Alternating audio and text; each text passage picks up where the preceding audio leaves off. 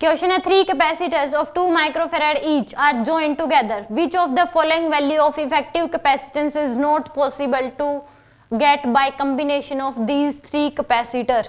यानी कि ये बताना है कि इनकी वजह से कौन सा कॉम्बिनेशन पॉसिबल नहीं है, कौन सा इफेक्टिव कैपेसिटेंस नहीं आ सकता। तो दो हैं, तो एक तरीका कि तीन इसको क्या जोड़ दिया, सीरीज में जोड़ दिया। पहला केस तो केस नंबर 1, दोनों तीनों के क्या जोड़ दिया, सीरीज में। ये 2 माइक्रोफैराड 2 माइक्रोफैराड, तो सी इफेक्टिव कितना आ जाएगा 1/c इफेक्टिव 1/2 + 1/2 + 1/2 यानी कि 3/2। तो सी इफेक्टिव आ जाएगा आपके पास 2/3। तो 2/3 ये तो है इसमें, तो यानी कि ये पॉसिबल है। अब क्या कर दिया, तीनों को पैरेलल में, केस नंबर 2 में तीनों को पैरेलल में जोड़ दिया।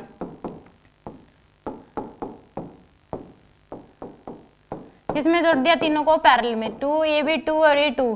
तो सी इफेक्टिव किसके बराबर आ जाएगा आपके पास 2 + 2 + 2 6 माइक्रोफैराड। तो यानी कि ये ऑप्शन भी पॉसिबल है। अब क्या कर दिया, 2 को सीरीज में और तीसरे को उसके पैरेलल में। केस नंबर 3 में 2 तो किसमें जोड़ दिए, सीरीज में, और एक क्या जोड़ दिया उसके साथ पैरेलल में। तो 2 2 और ये 2, इन दोनों का इफेक्टिव क्या आ जाएगा 1, इसके साथ पैरेलल। तो सी इफेक्टिव किसके बराबर आ गया आपके पास 3 माइक्रोफैराड। तो ये भी पॉसिबल है, तो यानी कि ये बच गया। अब मान लो एक और क्या पॉसिबल है कि 2 पैरेलल में हो और थर्ड क्या है इनके साथ फिर सीरीज में, ऐसा कर सकते हैं। तो ये 2 और ये 2 और ये कितना हो गया 2 2 2 का इफेक्टिव क्या होगा 4, और 4 और 2 किस में अब सीरीज में।